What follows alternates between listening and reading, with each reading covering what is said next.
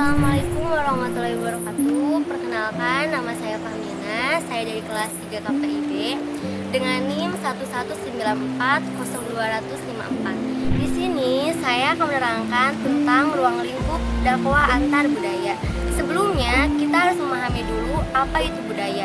Nah, budaya ini berasal dari kata budi yang artinya akal dan daya artinya kekuatan.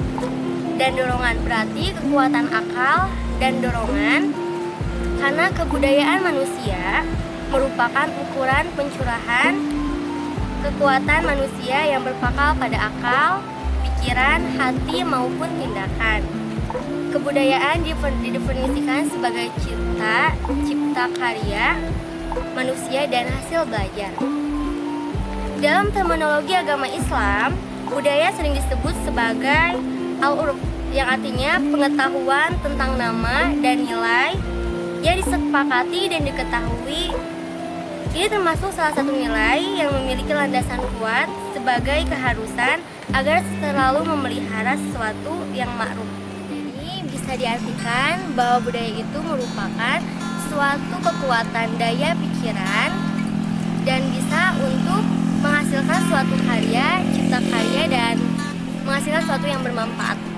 Unsur-unsur budaya ada 6, diantaranya yang pertama ada sistem peralatan hidup, yaitu meliputi keseluruhan cara bertindak dan berbuat dalam hubungan dengan pengumpulan bahan-bahan mentah.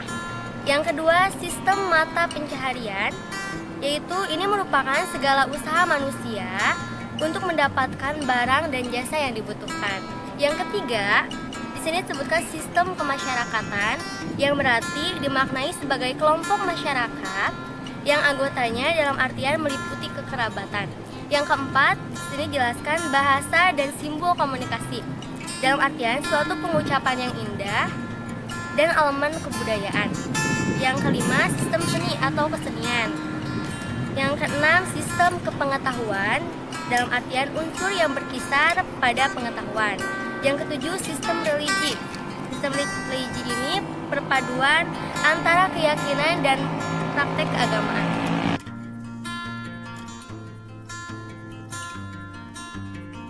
Definisi antar budaya.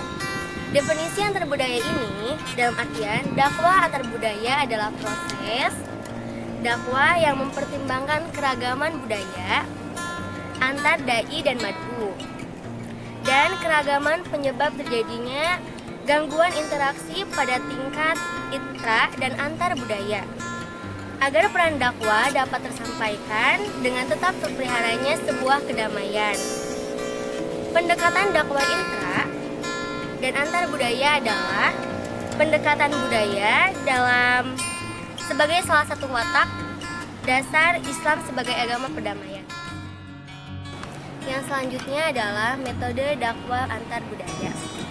Yang pertama ada metode intibasti. Intibasti ini yaitu penalaran dalam menjelaskan objek kajian dakwah antar budaya dengan cara menurunkan dari isyarat-isyarat yang telah diturunkan dari Al-Quran. Jadi di sini Al-Quran itu sebagai sebuah elemen yang penting. Dan yang kedua ada metode intibasti, yaitu penalaran dalam menjelaskan objek kajian dakwah antar budaya dengan meninjau pemikiran para dai dan para pakar dakwah yang bersumber pada Al-Quran, meminjam teori yang digunakan oleh disiplin ilmu lain. Jadi di sini diterangkan dengan memakai para pakar ahli dakwah. Yang ketiga, metode instikrai, yaitu penalaran yang menjelaskan suatu objek kajian dakwah antar budaya dengan menggunakan prosedur kerja dan metode ilmiah. Berikutnya adalah aksiologi dakwah antar budaya. Memberikan wawasan dan memperjelas objek, material dan objek formal, ilmu dakwah yang unik, menantang dan problematik yang keberadaannya selalu masa kini. Selanjutnya memberi bukti kebenaran ayat-ayat yang dalam kenyataan empiris, keragaman budaya dengan ayat-ayat yang tertulis dalam firman Allah tentang keragaman makhluk manusia sebagai bagian dari ciptaan.